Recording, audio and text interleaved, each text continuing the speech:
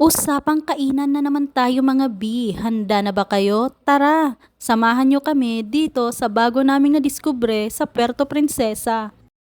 Ito nga pala mga B ang tinatawag na Vietville or Vietnamese Village dito sa Santa Lourdes, Puerto Princesa. Ang lugar na to mga B is owned by the Apostolic Vicariate of Puerto Princesa and yung restaurant naman is minamanage siya ng Palawan Savers Club. Maraming salamat nga pala kay Dana at saka kay Carlos sa pagpasyal nila sa amin dito sa lugar na very historical at significant ang naging role sa buhay ng mga Vietnamese. Ang lugar kasi na to ay nagsilbing tahanan ng almost 2,000 Vietnamese na nagsik ng asylum dito sa Philippines. At eventually, yung mga ibang refugees ay nagpakasal sa Pinay. Ito kasi usually, sabi chow long, pero actually pho, yung tama.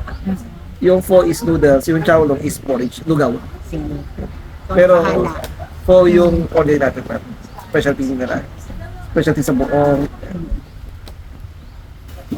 Tapos mga banh mi rin. Siguro fresh lumpia. Sa akin, sir, fresh one pa. Fresh lumpia. Noodles. Beef stew. Beef stew, sir. Beef stew.